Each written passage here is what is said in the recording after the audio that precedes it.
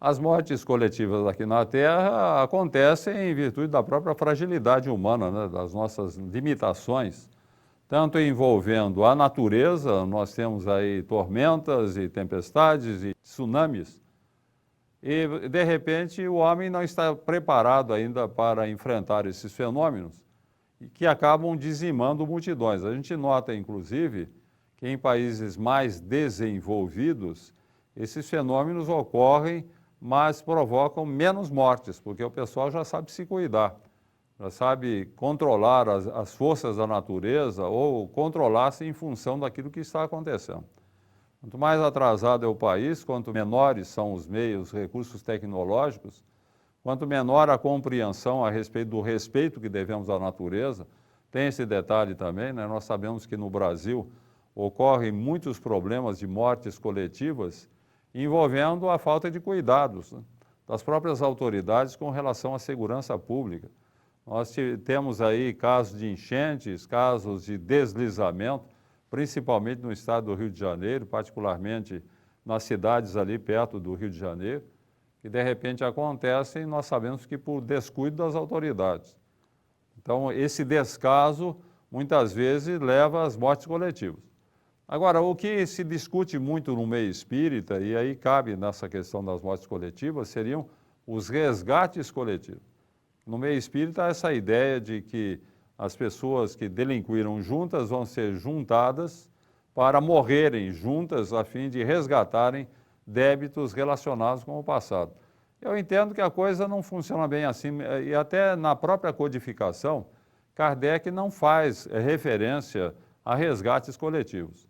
Nós temos no livro Obras Póstumas uma entidade que se manifesta a respeito do assunto, mas é um caso isolado de uma entidade, numa manifestação que Kardec nem incluiu na codificação, certamente porque ele entendeu que não era bem por ali aquilo que a entidade estava falando, mas depois da sua morte foi preparado esse livro Obras Póstumas, que são textos de Kardec publicados depois da sua morte. A gente não sabe se ele autenticaria esses textos, se ele julgaria oportuno eles serem publicados.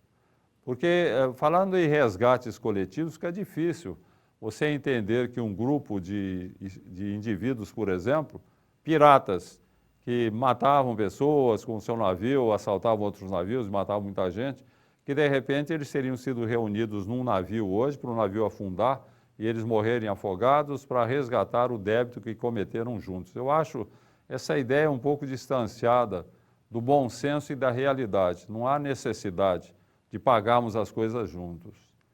Até porque a responsabilidade pelo mal que o indivíduo pratica varia de conformidade com o seu grau de entendimento, de evolução.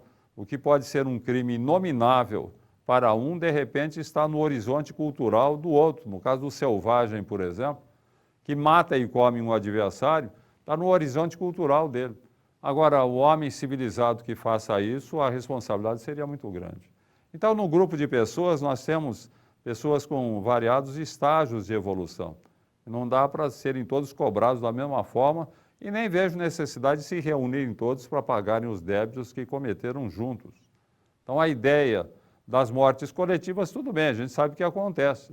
Até um avião que se projeta ao solo e, de repente, morrem centenas de pessoas, como tem acontecido, pode ser um atentado terrorista, de repente pode ser uma falha mecânica, uma falta de cuidado, tudo acontece pela precariedade dos recursos da Terra. E não que isso tenha sido planejado acontecer, porque aquelas pessoas tinham que morrer juntas, tinha que acontecer um resgate coletivo.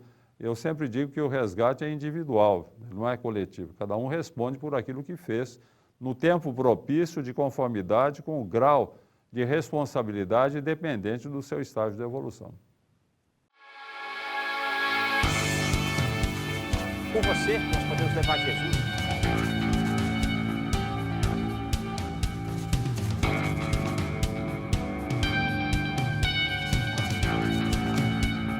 Invista neste canal.